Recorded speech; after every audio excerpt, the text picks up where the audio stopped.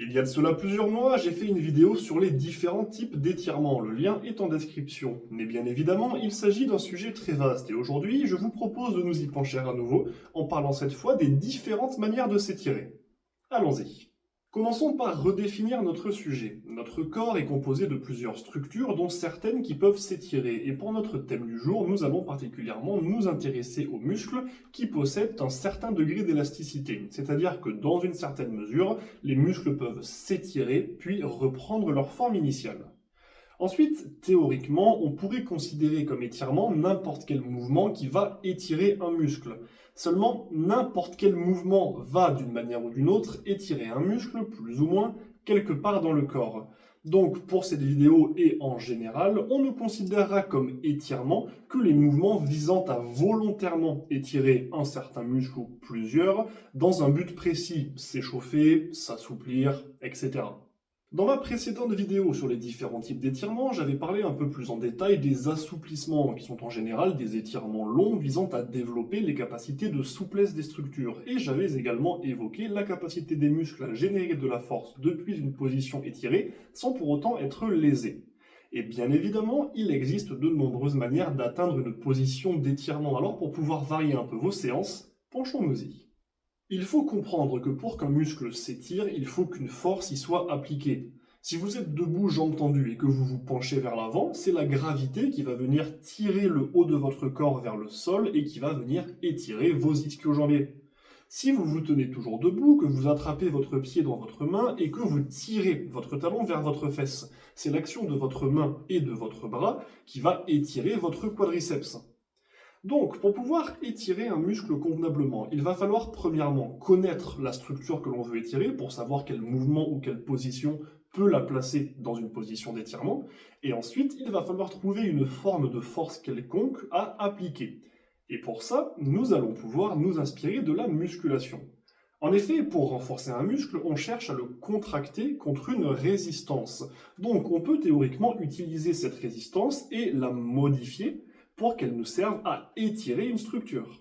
Premier exemple, les élastiques. Si vous tirez sur un élastique, il va chercher à reprendre sa forme de base en générant une résistance. Donc en utilisant cet effet élastique, on va pouvoir atteindre une position d'étirement.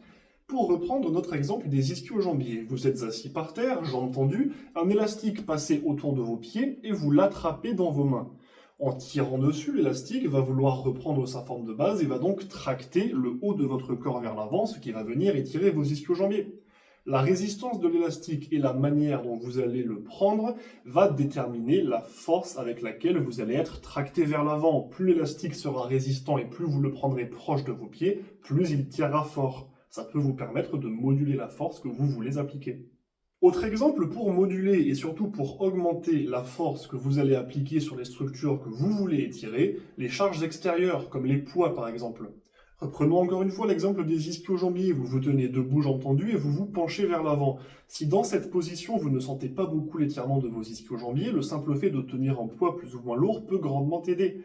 En effet, comme on l'a déjà évoqué, c'est la gravité qui va tirer le poids du haut de votre corps vers le sol. Mais si ce poids n'est pas suffisant pour correctement étirer vos ischio-jambiers, alors en tenant un poids, la gravité va également tirer sur ce poids. Donc ce sera les poids combinés du haut de votre corps et du poids que vous tenez qui vont venir étirer votre ischio-jambier. Et ça peut être suffisant pour obtenir des résultats supplémentaires. Un autre point intéressant peut être l'amplitude de mouvement. Toujours dans notre exemple debout, disons que vous avez déjà une bonne souplesse des ischio-jambiers et que par conséquent, vous pouvez vous pencher vers l'avant et toucher le sol sans que ça n'étire trop vos ischio-jambiers. Dans cette situation, vous surélever avec une marche ou un step par exemple peut vous permettre d'aller plus bas lorsque vous vous penchez vers l'avant et donc d'obtenir un plus grand étirement de vos ischio-jambiers. Un dernier conseil que je peux vous donner aujourd'hui est que si vous avez des connaissances en anatomie, alors vous pouvez les utiliser pour déterminer quelle position et quel angle d'articulation peuvent vous aider à plus étirer tel ou tel groupe musculaire. Par exemple, une dernière fois, notre exemple des ischio-jambiers, vous êtes assis, jambes tendues et vous vous penchez vers l'avant, ce qui va venir étirer votre chaîne postérieure et entre autres vos ischio-jambiers. Mais dans cette position, le simple fait de ramener votre pointe de pied vers vous va augmenter l'étirement au niveau de votre mollet.